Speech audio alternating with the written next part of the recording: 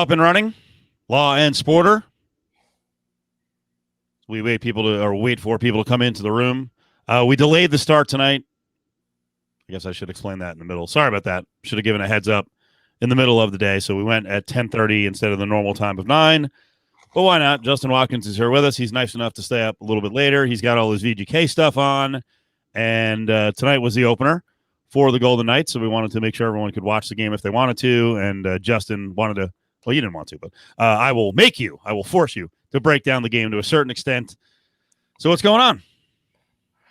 Yeah, hey, we got the win. I don't know. I'm still a new hockey fan, right? This is season 4 of really being a hockey fan, but I thought it was like a little bit of a sloppy game. I felt like defensively we didn't look as controlled as we normally do. I was trying to really watch Pietrangelo. But to me, I thought the defensive man who stood up the most to me was Whitecloud, actually. He seemed to be in all the right places in all of the crucial times to sort of stop any momentum. I have to say, though, I did like how we looked on offense. I did like that it looked different than in the playoffs where we were pure possession, cycle, defensive shot. We seem to be attacking the net. We seem to be pushing it, seem to be some transition. So, I mean, Pacioretty could have had a hat trick. I mean, he had 3 breakaways. I mean, Gibson's a good goalie. So, you got to give credit to a good goalie too. But, Patches could have easily had 3 or more goals. So I like the offensive side of things. I love how the Carlson line's looking. They look like they're sharks with blood in the water every time they get on the ice. I like that. I just, from a fan perspective, this isn't based on analytics or anything. I just want to see a little bit more of the glass tuck wall line. I want to see those guys develop, and it seems like they are starting to. I think that they have a chance to develop some good chemistry together. They all can skate. They can push the puck. I think they're all hungry for their chance to be in the top 6. So I'm really cheering for that line. Yeah, I got the eggnog again, trying to get rid of it before it gets really bad. Really bad. 5-2 win for Vegas. 5-2 win. Even Tuck got in on the scoring as Trees and ODB. Were you the one who said you got the prop on Tuck scoring? Came out really quickly. It was 2-0. Then, amazingly, Ducks right back, 2-2. Someone made a comment. Oh, Brady said, new season, same old stupid VGK fans, AKA fans of only Marc-Andre Fleury. I thought about continuing the nonsense that guys like Adam Hill started last year with the Leonard versus Marc-Andre Fleury thing. After Leonard gave up 2 goals, I was like, let me tweet something out. I'm like, yeah, that's enough. Let's be adults. He's the goalie of now. There's no sense in freaking fanning the flames of some, goalie battle. It's over. And hopefully they don't need Marc-Andre Fleury for 30, 35 games, and Leonard stays healthy. So they're in a good situation. And I mean, by the way you describe it, you were talking about guys all over on all different lines. Their depth again is amazing. I mean, they go out with a third and fourth line, and it's like they just keep coming in waves. I think at some point they just overwhelm other teams. Yeah, I thought they were a little bit rough on getting out of their own zone. The fourth line I know Nosek had a nice goal on an awesome feed from Reeves, actually. But otherwise, I thought that the fourth line struggled in getting out of their own zone a little bit. I mean, I think keeping Nosek was one of the unheralded and less talked about moves of the offseason, but I really like him on the fourth line. I think he's just a really good 200-foot player who, can push the offense on that line when it needs to, but can also, if they're in trouble, he's the one on that line that can sort of get him out of trouble. He's always in the right places. They were tonight. I mean, they exploded in the third period.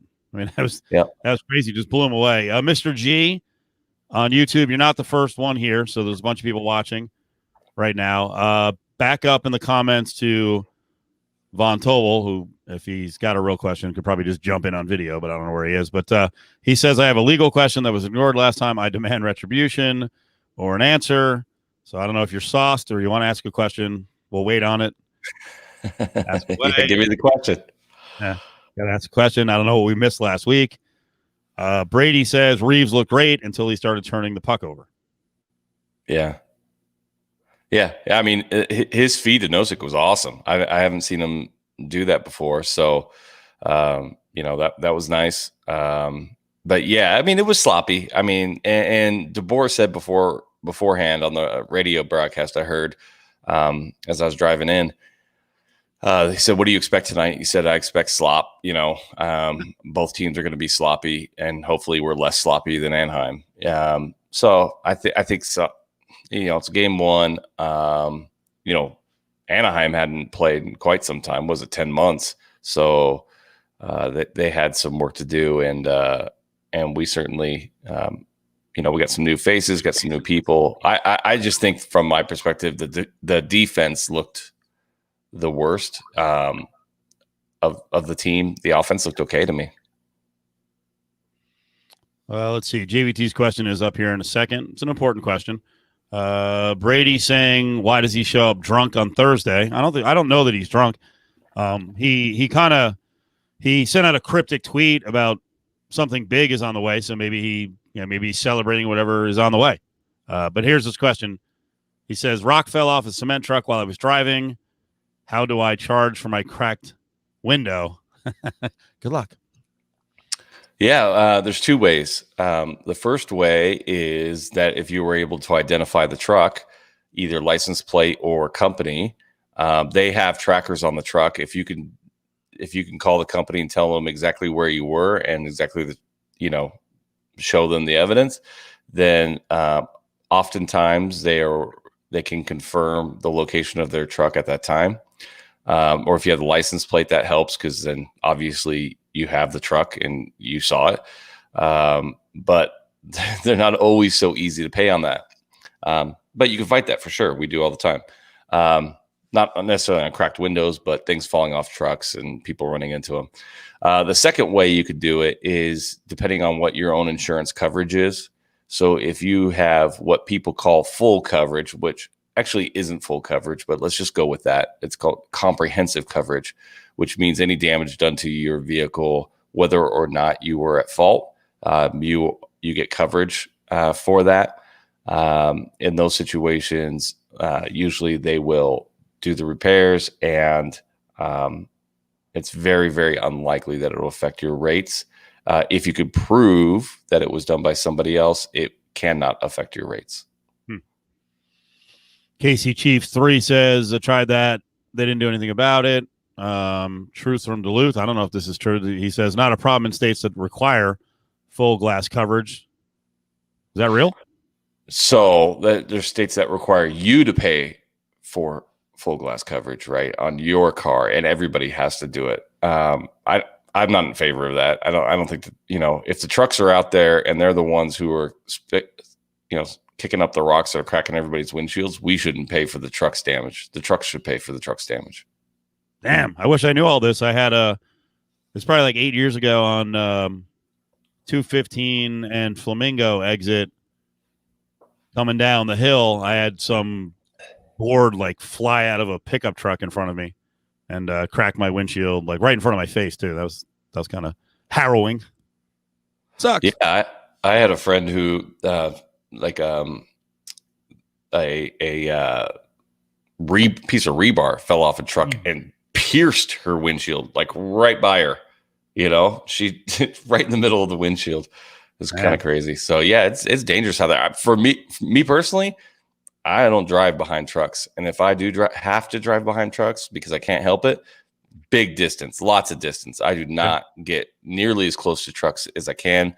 I don't know if I've told this story before, but the very worst car accident I have ever seen and ever been a part of in litigation. I was actually I did not represent the plaintiff. I represented the signage company, the traffic control company. This is 14 years ago, but it was a SUV, a Escalade that got sandwiched between two tractor trailers, one in front and one in back, and the one in back wasn't paying attention.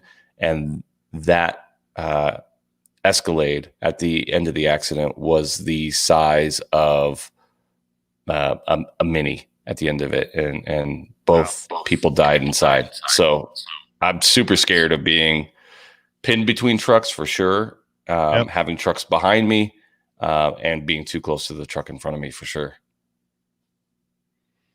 Yeah, I'm not going to drive behind an 18-wheeler unless I have to. I'm stuck. But pickup trucks, yeah, stuff flying out. And the other thing is, I'm defensive through offense. I can't be offensive as a driver if I'm stuck behind a pickup truck where I can't see. So my line of vision is always the key. So I'm getting the hell out of the way. Yeah, 95 the other day, about 3 days ago, some jackass had stuff flying out of the back of his truck, and I'm like, okay, that's enough. But I don't know if I prescribe to back up,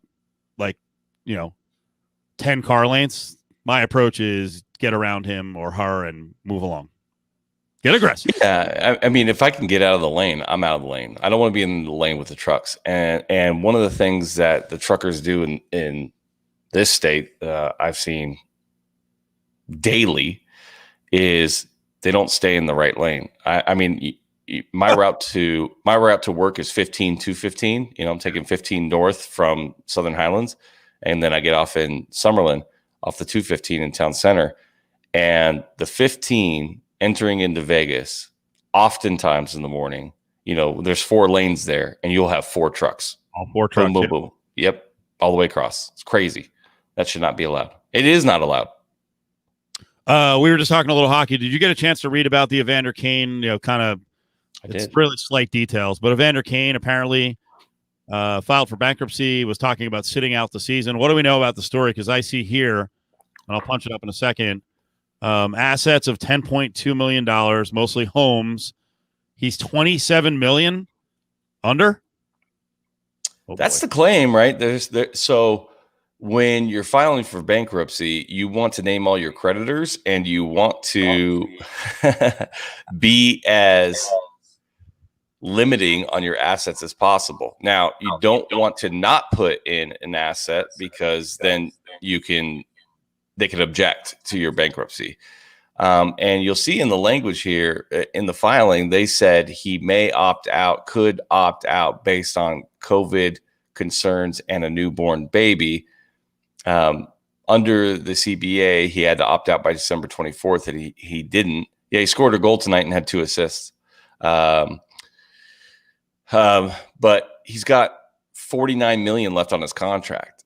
So if I'm a creditor, I'm saying, no, he has sufficient assets to cover his debts.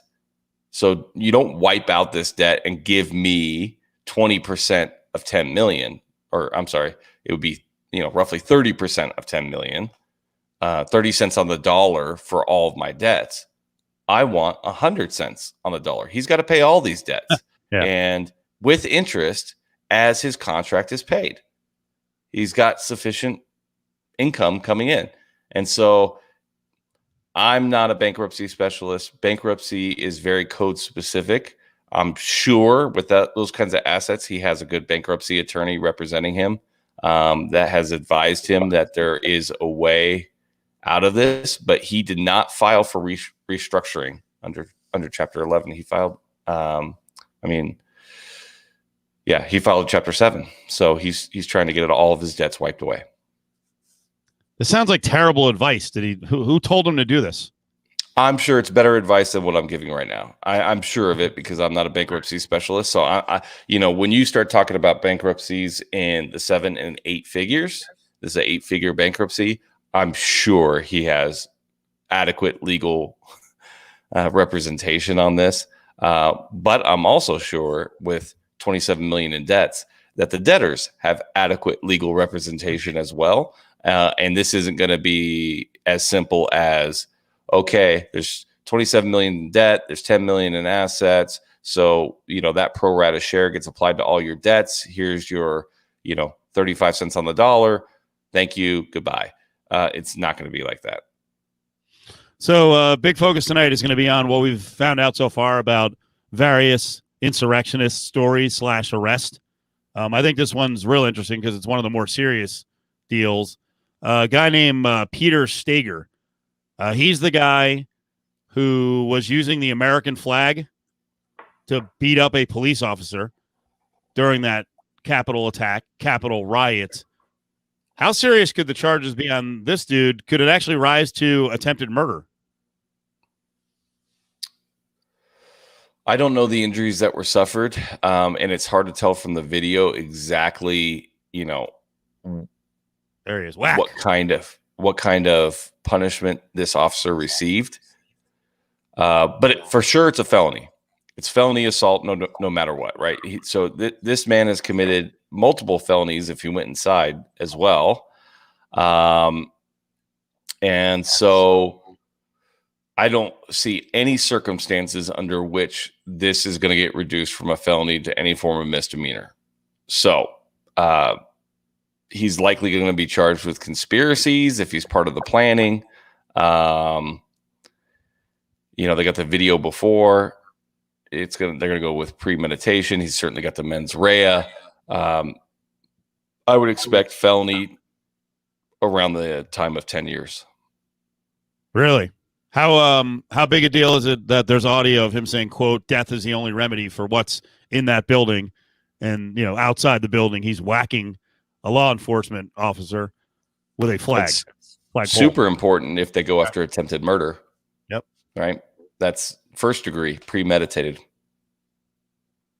Because that video, as I understand it, is as they are walking up to the Capitol. It's not some old video from before. It's as this is happening or as this is about to happen. So, he's in serious trouble, as he should be. You know what? Fuck all these guys. They all, well, a lot of them are actually have criminal records, so they're not losing a lot of the rights. They've already lost them. But these guys should be punished to the full extent of the law. How about this asshole? The guy's walking around Phoenix all the time with these horns on, lives in his mom's basement. Mom came out, said he's got to eat some special food. He's not eating. QAnon shaman? I don't know. That's how you say it. What about the whole they have to feed him special food? Because, if you look it up, there's multiple cases, especially with immigration, and in particular with Muslims. Like, hey, eat the pork or fuck off. Tough luck. Like, all right, well, then sorry, we don't have organic food for, Bullhorn guy. Yeah. I went down the rabbit hole on this fucking guy that you sent this story on. I mean, it gets into his whole past, the fact that he's just a complete loser, evicted from his apartment, never had a job, lives with his mom at 33, and he spends his days climbing up on the roof in this outfit, howling and dancing around and, being radicalized. They went into his high school years, talked to some people in his high school who were like, oh no, that's not how he was, 15 years ago. He wasn't this dude. And it just, the thing that speaks to me is, this guy has been radicalized, and I saw a story, an op-ed from somebody who she said, I was radicalized in this and I've come out of it. And you get radicalized without even knowing it. Once you get exposed to this news source, to this source of information, it's all you see, and you think it's real, and you become radicalized and you don't even know it. And that's what I thought of when I read this story about this, douchebag. He is going to see federal crimes as well, for sure. He's going to go to prison, as he should. And this is the one point at which I'm a real moderate Democrat. I tried to build bridges when I was an elected official. I think I voted more with Republican colleagues than any other Democrat when I was in office, and I was proud of that. I liked that I could be one of the deal makers instead of the deal breakers.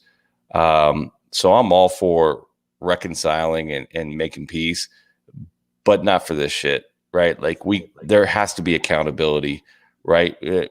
Nobody said after 9/11 that we should forgive and build a bridge to Osama bin Laden. He wasn't on the plane, and nobody said that those people should be given any sort of forgiveness. When somebody tries to overthrow our government and the democracy and the foundations that we stand upon, we need to have accountability before we can have reconciliation.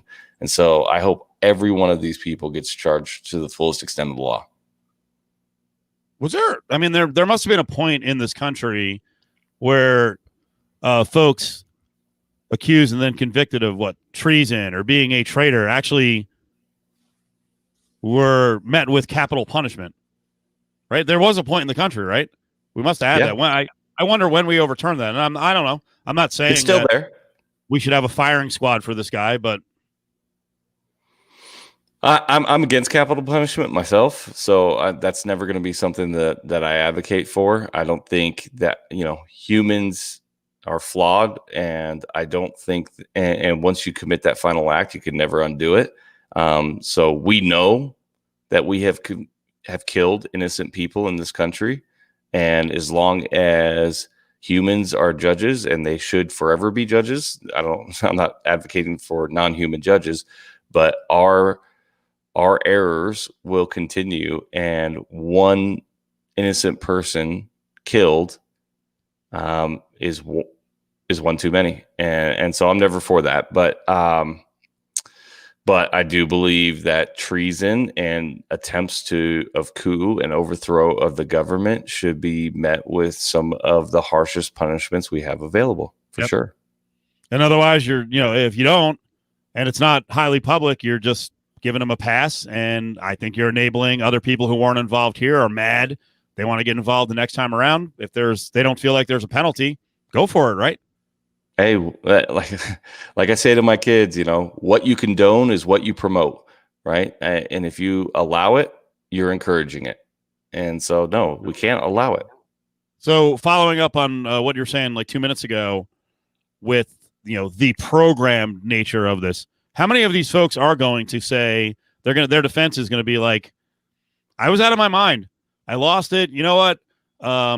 Here's my case. I couldn't control myself. And by the way, work on a deal or, a project to fucking sue Facebook. Like they're going to start pointing the fingers at someone else, blame them, and file suits against them while they're fighting the feds. Yeah, I think you're going to see that. I mean, and you know what?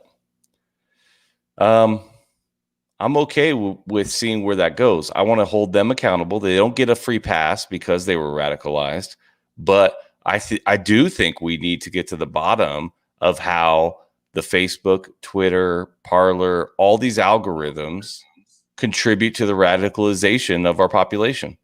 I do. Someone had a good question above, and this has a couple of layers to it. Trump is probably going to pardon all these sycophants. He won't be able to do that, right? Obviously, in this short a time. He could. Really? In his last days, he sees people charged. Sure. And pardon them. Oh boy. Yeah. Imagine for federal crimes and I can't think of any of the crimes that were committed that aren't federal. Okay. Saw a good discussion the other day, just 2 days ago, on the thought that Trump is going to pardon himself and pardon his family. Can you pardon like preemptively if you're not charged with anything? If Ivanka or DJ TJ, if you're not officially facing any charges, what is this, lifetime immunity? You can do that? Like, hey, this person's pardoned. That's it. They're out of the mix forever. Like, wait, don't they have to have actually something they're battling or facing? You don't have to be charged, but you have to admit you committed a crime. So there's not a blanket pardon that could be issued and say, hey, if ever in the future somebody charges somebody with a crime, they are pardoned. No, that doesn't exist. But what you can do is you could say, hey, I've committed this crime. I have not been charged, but I committed this crime and I'm admitting to it. And then you could be pardoned. So I do not think a self-pardon would withstand constitutional muster. I think that in challenged in court, I would think that the Supreme Court would interpret the Constitution to, it doesn't expressly state, but would imply that the pardon cannot be used on oneself. I do think he could pardon his children, but again, they would have to admit to crimes. And so there's obviously a risk there for them. And number one, not admitting to every crime that they've committed, not having the full list and then still being charged. Or two, how that affects their standing that they've admitted to federal crimes, because all of them have to be federal. And I think we are aware that the state of New York intends on charging at least Trump and Don Jr. with crimes, and they're state-specific crimes. I don't know if you know this one off the top of your head. Brady was saying Nixon was pardoned for possible crimes committed between a year span.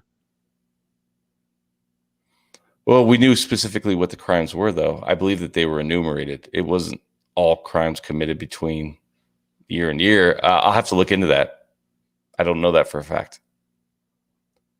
But they knew the crime he was being charged with, so I would imagine they would have enumerated it specifically. What about this one from Pickle? If Trump pardons him, doesn't that just give more evidence to push for the Senate during the impeachment trial? I mean, I don't know what more evidence you need, but I would certainly hope that would put any senators who were on the fence over the top. To me, if I'm a senator and I'm on the fence, the breaking point for me would be any evidence about Trump's delay in providing resources to the Capitol to push back the insurrection. If he sat there gleefully or dismissively and didn't do everything in his power to protect us as a senator, if I was on the fence about whether his words actually incited an insurrection, and I can honestly say I can understand that argument. I think it's bullshit, though. I mean, I think he incited an insurrection from before January 6th and on January 6th with his words and propagating lies. That's where, Arnold Schwarzenegger had a really good, video that he put out talking about that's how it all started with the Nazis, is lies and using those lies to radicalize people. So I think that's all part of it. I think before January 6th is part of it. January 6th is part of it. The speech is part of it. You got to put it in context of his speech as part of the lies and what he's asking them to do. But if all that doesn't get you, if you think, I don't know if we can hold his speech as a co-conspirator or as insurrectionist or inciting an insurrection, then what did he do for those 2 hours when the Capitol had been breached before, or 4 hours before anything else got done, before any reinforcements came? And that's what I think would do it. But if that didn't do it and he pardons himself, well, now he's admitted to a crime. If he pardons himself, then come on. Now we have an admission. Let's impeach. Want to hear a little bit of Arnold? A couple of minutes here at the beginning. Pretty strong stuff. He's got some experience. This country, I would like to say a few words to my fellow Americans, to our friends around the world about the events of recent days. Now, I grew up in Austria. I'm very aware of Kristallnacht, or the Night of Broken Glass. It was a night of rampage against the Jews carried out in 1938 by the Nazi equivalent of the Proud Boys. Wednesday was the day of broken glass right here in the United States. The broken glass was in the windows of the United States Capitol. But the mob did not just shatter the windows of the Capitol. They shattered the ideals we took for granted. They did not just break down the doors of the building that housed American democracy. They trampled the very principles on which our country was founded. Now, I grew up in the ruins of a country that suffered the loss of its democracy. I was born in 1947, 2 years after the Second World War. Growing up, I was surrounded by broken men drinking away their guilt over their participation in the most evil regime in history. Not all of them were rabid anti-Semites or Nazis. Many just went along.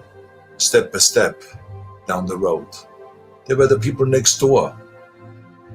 Now, I've never shared this so publicly because it is a painful memory.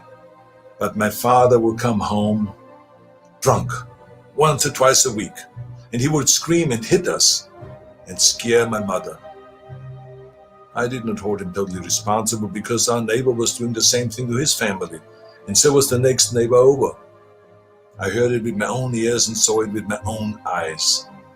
They were in physical pain from the shrapnel in their bodies and in emotional pain from what they saw or did. It all started with lies and lies and lies and intolerance. So being from Europe, I've seen firsthand how things can spin out of control. I know there is a fear in this country and all over the world that something like this could happen right here. Now, I do not believe it is, but I do believe that we must be aware of the dire consequences of selfishness and cynicism. President Trump sought to overturn the results of an election, and of a fair election. He sought a coup by misleading people with lies. My father and our neighbors were misled also with lies, and I know where such lies lead. President Trump is a failed leader. He will go down in history as the worst president ever. The good thing is that he soon will be as irrelevant as an old tweet. But what are we to make of those elected officials who have enabled his lies and his treachery? I will remind them of what Teddy Roosevelt said. Patriotism means to stand by the country. It does not mean to stand by the president. Now, John F. Kennedy wrote a book called Profiles in Courage. A number of members of my own party, because of their own spinelessness, would never see their names in such a book, I guarantee you. They're complicit with those who carried the flag of self-righteous insurrection into the Capitol. But it did not work. Our democracy held firm. Within hours, the Senate and the House of Representatives were doing the people's business and certifying the election of President-elect Biden. What a great display of democracy. Now, I grew up Catholic. I went to church, to Catholic school. I learned the Bible and my catechism and all this. And from those days, I remember a phrase that is relevant today: a servant's heart. It means serving something larger than yourself. See, what we need right now from our elected representatives is a public servant's heart. We need public servants that serve something larger than their own power or their own party. We need public servants who will serve higher ideals, the ideals in which this country was founded, the ideals that other countries look up to. Man, that last part, that it feels like we are so far away from that basic standard for public servants. Does it not? Or are we lumping everyone in with, a handful of complete a-holes? I think there are a lot of public servants who do it for the right reasons. I do. Washington may not be the greatest group of those, but it's not empty of those either. Let's remember there's 535 voting, but 538 members of the Senate and the House. How many get airtime? How many go on TV? We're not talking about 500 of them. We're talking about 35 of them. I'll just say this. The one part of that I disagree with from Arnold is he says our democracy held firm, and I think it held by a thread. All it would have taken, is if Pence and McConnell said, yep, we're not certifying it, that this could have really spun out of control.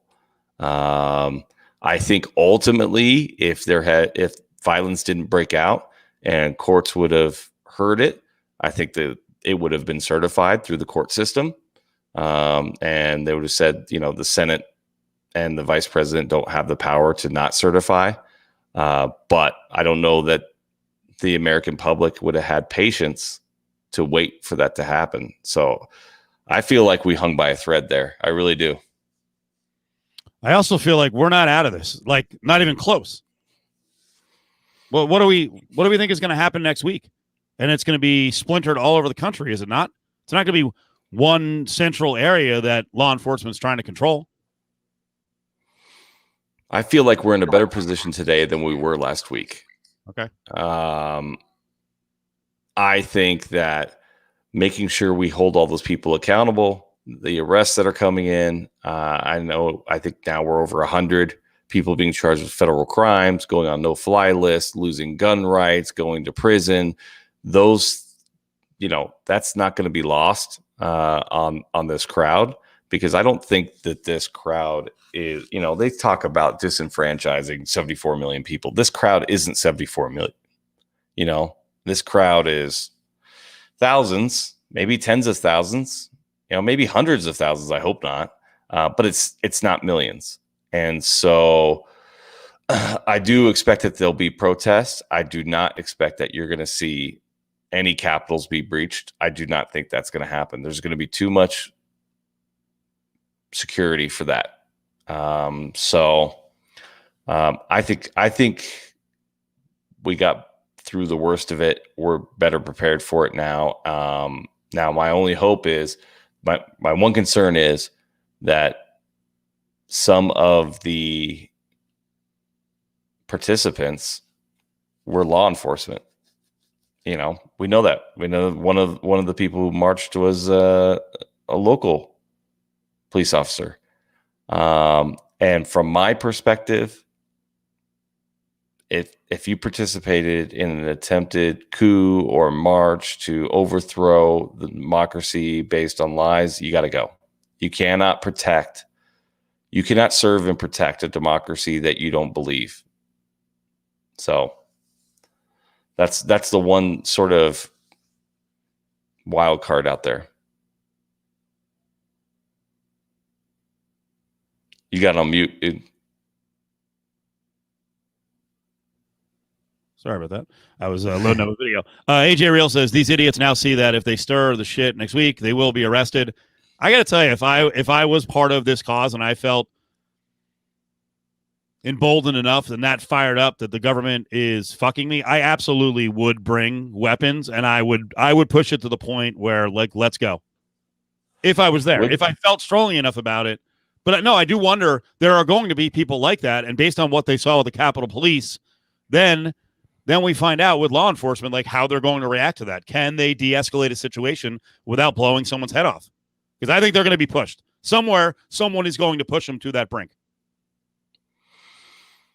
I think the people that have anything to lose won't participate. It's going to be a bunch of assholes like the dude in Arizona who's got nothing to lose, living in his mom's basement, dancing on the roof.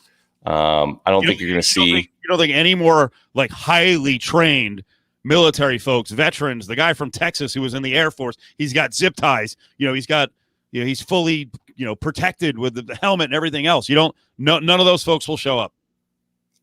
I'm not going to say none, but I think you're going to see less, right? I don't think you're going to see the CEOs and, lawyers and all those people who lost their jobs this week for doing that stuff. Yeah. I just don't think you're going to see it. Not in that way, because the ramifications are public now, and hopefully they continue to be public. Hopefully, man, I hope that this story doesn't die out and that we get to see through the actual punishments of these people, and that we ensure that those punishments are severe and real and reported in public, so that it sticks. That this you can't do this. I just wanted to play I'm not even sure that we're going to be able to understand much of this because the audio might be crappy, but the podium guy, right? Who's walking through with the podium, and he's like this. So he's arrested. He's a Florida guy, I guess, because this is in Tampa, and his lawyers answering questions. You could just see the lawyers like, this is gonna be a fucking hard case. Like this guy's got a lot of going against him. Let me punch it up here. I don't think it got contentious, but it was like, there's a reality with defense attorneys. Like, I want to do my job, but oh boy, uphill climb time. Part of what you have to, factor into is, again, you just have to drill down on what actually happened. You have a photograph of our client, in a building, unauthorized to be there with, what appears to be a podium or a lectern. I'm not exactly sure which one it is called, but that's what we have. Obviously, that presents problems for you as a defense attorney in that you have your client in the building at the time of the break-in. Yeah, I don't know how to else explain that, but yeah, that would be a problem. I'm not a magician, and neither is Mr. Bigney. So yeah, we've got a photograph of our client who appears to be inside the federal building or inside the Capitol with government property. When it comes to the next court. All right, there you go. So at least he's honest. So, hey, I'll say this, man. For all the lawyer jokes that exist in the world and people thinking lawyers are scumbags, the lawyers in the judicial system is what's held this all together over the last, 90 days. Now as we hear about impeachment coming on and the Senate trial, the lawyers aren't willing to represent Trump. He doesn't have the same legal team. They're not willing to accept those cases. You saw towards the end of the court challenges that the lawyers weren't willing to take those cases. And he had to come up with this dream team of these lawyers who now are being sued and being disbarred or being moved to be disbarred. And so, hey, I think they've, I think the judicial branch of our government is the saving grace of our republic right now. And hey, at least I don't know why that lawyer held a press conference if all he was going to do was confirm the charges against his client. I don't know why he did that. You don't have to publicly say anything.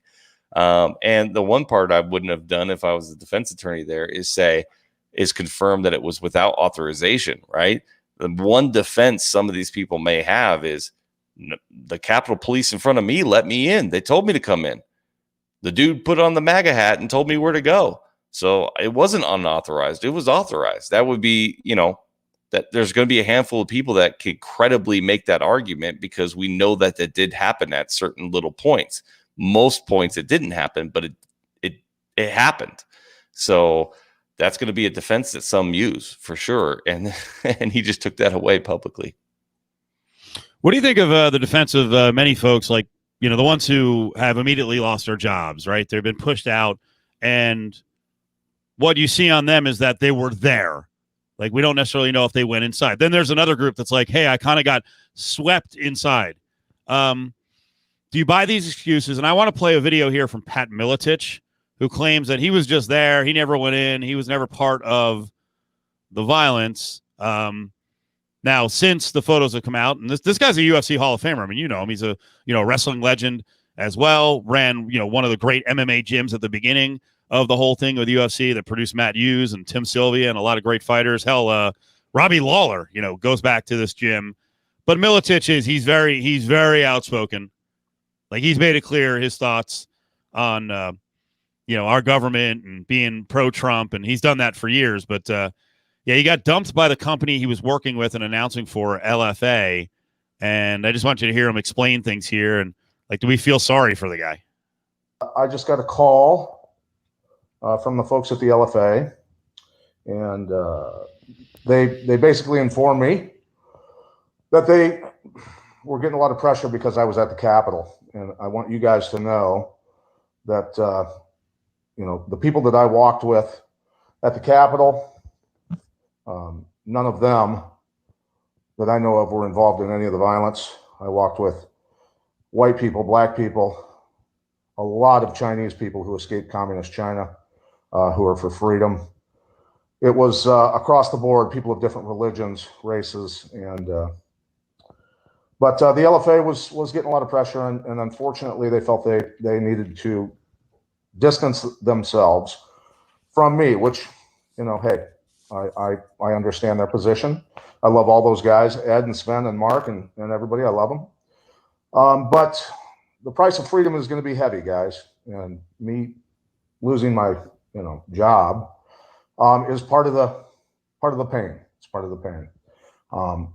Even the people that pressured the LFA to get rid of me, I'm doing my best to fight for your freedom.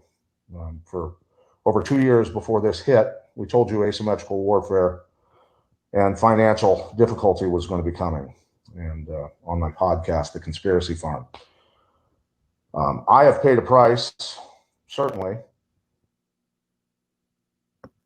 There you go. Do I feel bad for him? No. Everybody knew By the what way, that rally was about.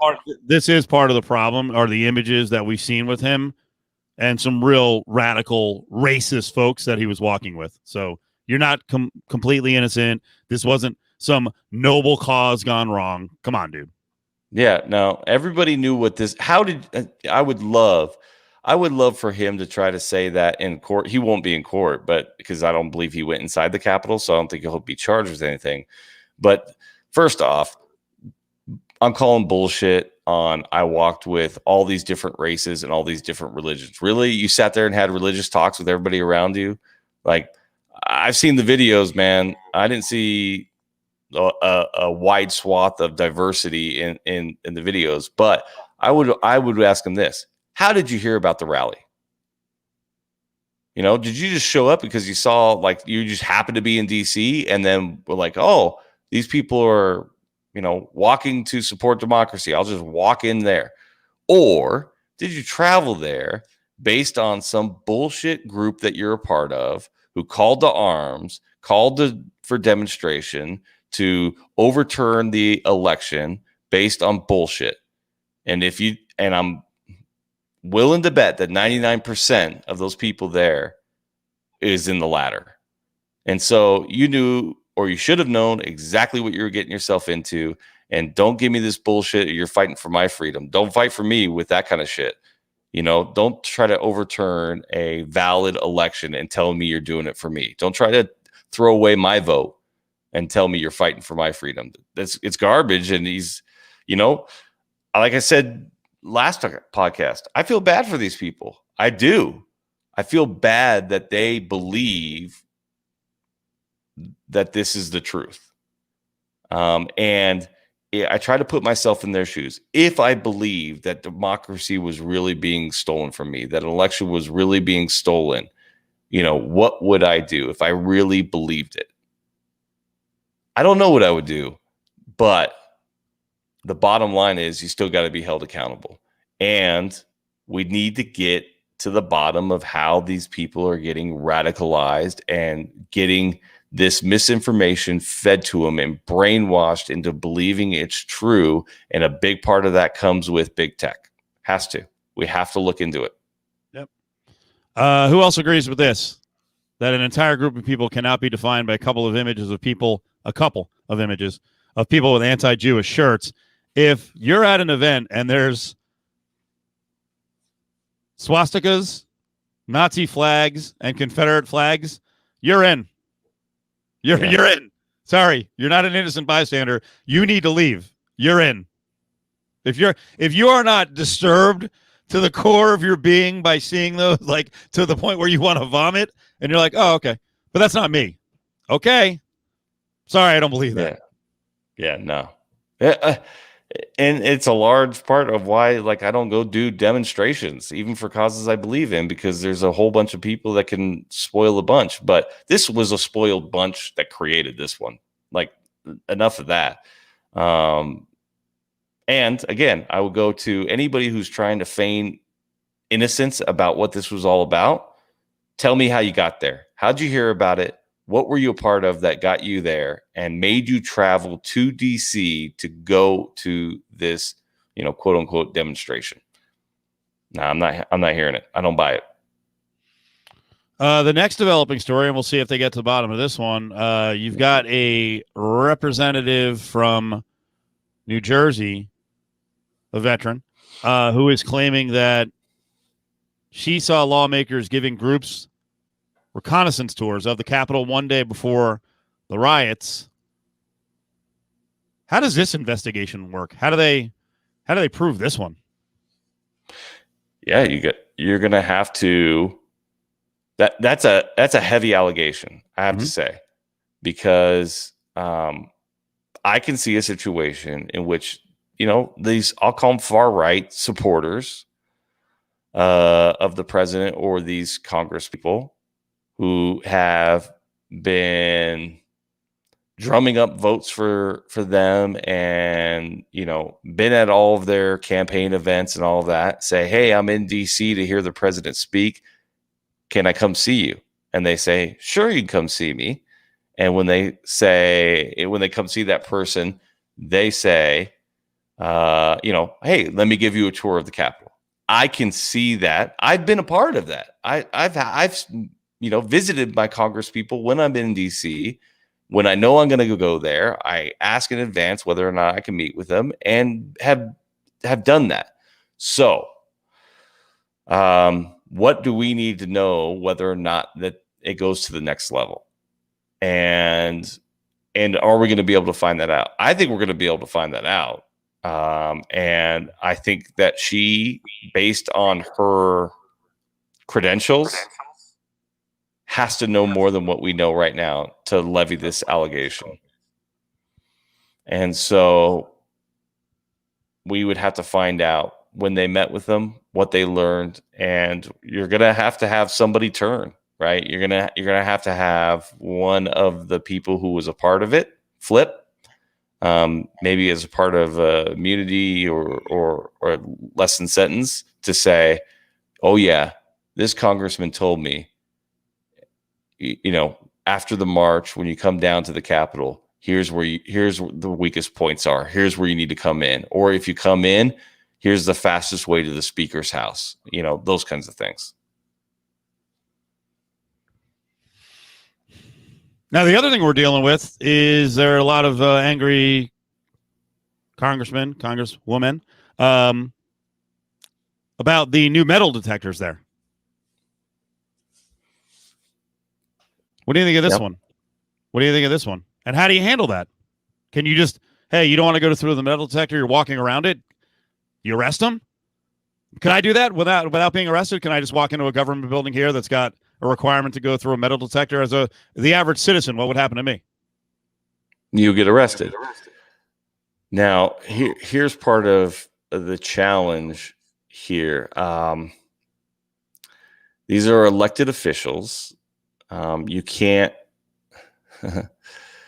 They have constitutional responsibilities to be representatives. They've been duly elected, and so we can't have government be overthrown by the majority party by creating rules that expel the minority party, right? So we have to be very careful about how this works.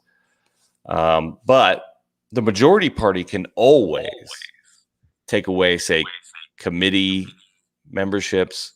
They can, for the most part, get very close to expelling a member of Congress, meaning all they could ever do is show up in the House and vote. They could never be a part of any of the hearings. They could never be a chair. They could never do anything. In order to expel, you're going to need the 2/3. So do they have that if people are unwilling to go through metal detectors or not? I don't know. But it's not so simple as just saying, hey, we've created this new rule. If you don't follow the new rule, you're out, because given that power to the majority party who makes the rules, they could essentially expel the whole entire minority party and then ram through whatever they wanted. We don't want to see that either. Representative Lesko. I mean, read through this and think about, as the average taxpayer, how insulting this is. And essentially, she's looking down her nose at us. For members of Congress, you serve us. I don't believe you are some special human being.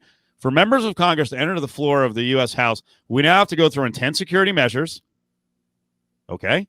On top of security we already go through, these new provisions include searches and being wanted like criminals. I get fucking wanted like a criminal all the time. What's the big goddamn deal? Who are you? Yeah. Am I wrong to be angry at this? Like, no. Just the hubris, the arrogance. Like, hey. What do you mean wanded like a criminal? Every fucking sporting event I go into, I'm wanded. Now, every day of high school, I went through a fucking metal detector. Well, how about that? I mean, obviously that was a big thing at the end of last week and into this week. So many kids are like, oh, really? Sucks, doesn't it? Yeah. This is. I mean, come on. I mean, the reality is, don't you want the chambers to be as safe as possible? Don't you, are you going down to Langley where the CIA is and saying, hey, take down all these metal detectors. This is bullshit. I don't want the people who work for the CIA to have to go through this. No, you want the place to be safe, right? I mean, it's stupid. Amazing. I'm still she'll pardon me. She'll still get votes. For sure. Oh, I mean, she got elected with campaign materials that show her, holding assault rifles. That's her constituency. She's the Michelle Fiore of Arizona. Proud stuff. Proud stuff. Did you see the latest development with Kyle Rittenhouse, the kid accused of whatever he's accused of? Should be murder. From the Kenosha get-together protest. That he was out in a bar in the last 2 days, and I think it was Mount Pleasant, Wisconsin. Said he drank 3 beers. He just turned 18. He's out on bail. How much longer is he out? Aren't these a violation of terms? Like, he has to go right back in, doesn't he? I think he is going to go right back in. They've already filed the paperwork to try to get him right back in and revoke his bail based on the videos that he's done. I don't know this, but apparently in Wisconsin, if you're 18, you're allowed to drink if there's a parent present, over 21 present. So I didn't know that, and I didn't look it up to verify it, but that's what some of the response to the story is that itself is not illegal, but drinking as an adult is not illegal, but it can be a part of your parole. Look at O.J. Simpson, right? That's part of his parole is that he cannot drink.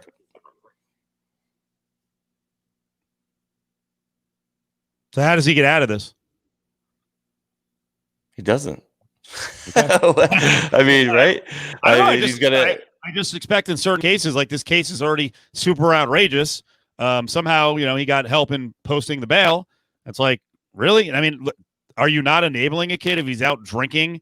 He wants to hang out with the Proud Boys. He's flat, and there's a picture of him, whatever the fucking sign is. What is it? The AOK shit. There's a sign of him flashing white power. I mean, this kid he has not been affected by any of this. He is not afraid at all. Oh, because he was, called a hero by that group, right? That far right insurrectionist type group. But the important part to know here is that, revocation of parole is not something that has to go in front of a jury again. It's just 2 attorneys arguing in front of a judge. So that's why it's a big deal to admit to a crime in exchange for parole parole violations can bring harsher penalties, and you don't get your day in front of a jury. You get your day in front of a judge with your attorney arguing against it and their attorney arguing for it. And so I don't see how he wins this one, assuming that not drinking alcohol was a term of his parole, which according to the papers filed, it was. All right. We have a lawsuit to talk about. This one's really interesting. I don't know if they have a case, but one of the voting machine companies, Dominion, is going after this lady, Sidney Powell, seeking more than $1.3 billion. Okay. What kind of case do they have here? They have a great case. Whether or not they can collect any of the damages, they have a great case. There is some education that needs to occur. Well, it wouldn't have mattered here, but some people think that lawyers can say whatever they want about a pending case and they're not subject to a defamation lawsuit because there's a pending case. There is something called the litigation privilege. And back in the day, if you as a lawyer were talking about litigation and a case you were involved in, then you were immune from a defamation lawsuit. But as media evolved, that privilege has eroded a little bit because the litigation privilege arose out of comments you would make in front of a judge or a jury in the courtroom. But now we have people doing press conferences on the steps of the courtroom and saying things that they did not say in the courtroom or in the papers that they filed.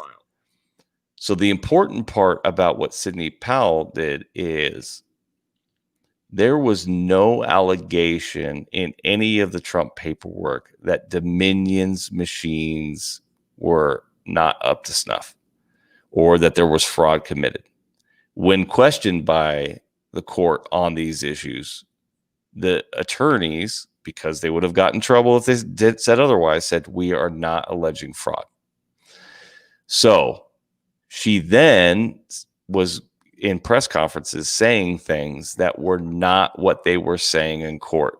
And so the privilege does not exist there. You can't go beyond what you're talking about in court unless it's the truth. Obviously, truth is an absolute defense, but this was not true. It was a lie. So I think she's in trouble here. And I wouldn't be surprised if, shortly after January 20th, there's a similar lawsuit from Dominion against President Trump. Oh, wow. Yeah. How crazy is it going to get with lawsuits and charges being filed once the Trumps are out? I think you're going to see a lot of it. I wonder how many cases there will be involving the cabinet as well. I don't think that's going to, certainly some of the members have got themselves a little sideways, but yeah. I think where Trump gets himself in trouble is Trump as the candidate, right? Not Trump as the president. It's all this through his campaign, the campaign to reelect. In those acts, he's not acting as the president. He's acting as a candidate for president. And the immunities that apply to the presidency don't apply there. Now, there is opinions out there that he can't be, sued or charged for those actions while he is sitting president. But those opinions say the day he's not the sitting president that he can be sued or charged. So I think you're going to see a whole bunch of lawsuits. I think you're going to see Trump file a whole bunch of lawsuits against all of, against the PGA, against Deutsche Bank, against a whole host of business partnerships that he's losing as a result of the actions during his presidency and as a candidate. I don't think he's got any chance to win any of those, but he might try to get damages that way. The big one is Deutsche Bank saying they are not going to do any future business with Trump is a huge deal because most people don't know this, but none of the major banks in the United States will do business with Trump anyway. That was already a done deal. Bank of America, Chase, none of them will do business with Trump.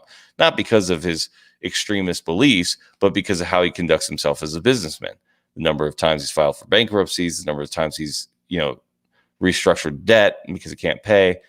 The only bank that would, service him for the massive debt he had was Deutsche Bank. And now Deutsche Bank says, we're not going to do it in the future. Now they have current contracts under the current debt, but as everybody knows, restructuring and working and re-upping your debt with your bank over periods of time is sort of a necessity. And if they're not going to renegotiate anything and they're going to hold him to his debt, he might be filing another bankruptcy. What about this one from Mark and LV? Why file all these suits when you're opening yourself up for Trump? Why, if he goes after people, isn't he in the crosshairs? The dude is super litigation happy anyway. So he,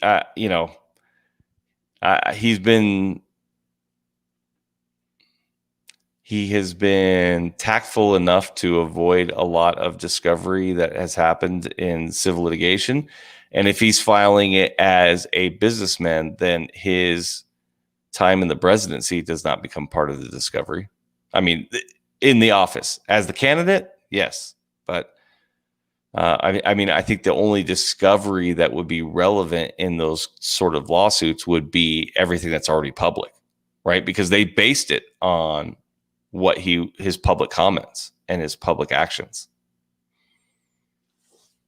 One last one. What do you think happens with the spending? You know, the seems to be exorbitant spending with the use of the Secret Service. What do you think happens with that post-president? Nothing. I don't think anything happens of it. You know, I mean, I think we can't recoup any of the money. The spending that occurred at Trump property is different. Okay, so that's a different animal. Okay. Because business dealings with a public official where the public official can benefit have to be at a fair market rate. Has to be. So if we find that Trump companies charged a above market rate for their contracts with the government while Trump was president through Trump's approval, then that is a criminal action. This is not the same thing. This is different. This one seems crazy. The Secret Service wasn't allowed to go and use their bathroom, so they just rented another place just so that the Secret Service would have a bathroom. So that's why they're calling it the $3,000 a month toilet. That's so fucked up. What kind of people are like? The person who's been assigned to protect your life is not good enough for your fucking toilet? That's disgusting. That's just like, what kind of person is that? I don't fucking get it, man.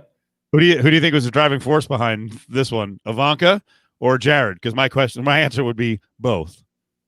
Yeah, oh yeah, I think they're both on board. I can't separate them. Like, oh, you think Ivanka's bad? Jared, like they're bad.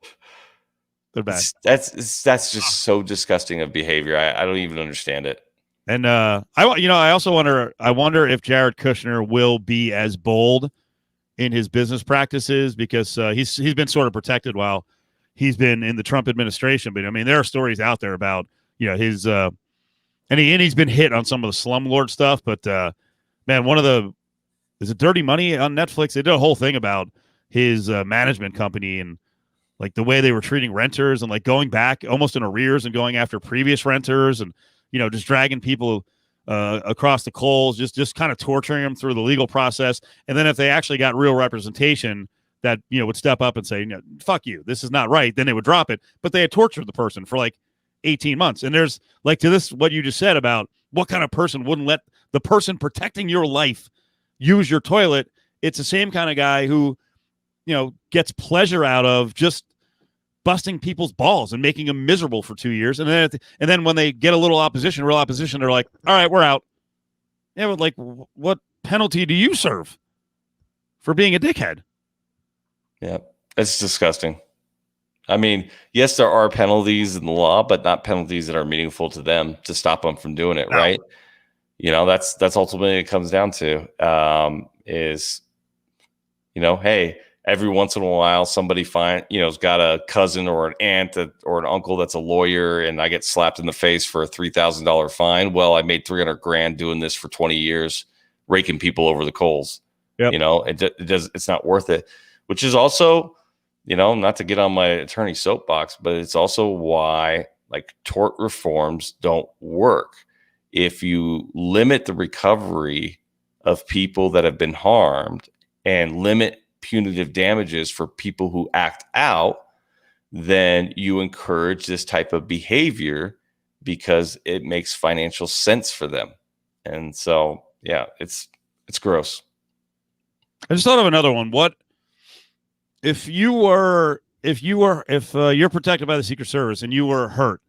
Could you go after the Secret Service? Like, who are you actually suing if you're saying, hey, the Secret Service fucked up here, I want damages? The government, but there would be government immunity for that. No, you can only sue the government for things that the government gives you permission to sue them for. And outside of like some intentional situation, in which case they would be outside the scope of their employment anyway, and you'd have to sue them individually. Any sort of discretionary function like that, where you just said, hey, you didn't protect me well enough, you're not going to have a claim. All right, Justin, good one. Glad you enjoyed the game tonight. Sorry for the late start, everybody, but figured we'd let everyone watch the opener to the season for the Golden Knights. So we're back tomorrow on Cofield and Company, 2:00. TI will be in the location as we get you ready for the football weekend. We got some UNLV basketball games this week, more VGK action. Thank you, KC Chief. I hope it was awesome. Justin, appreciate it.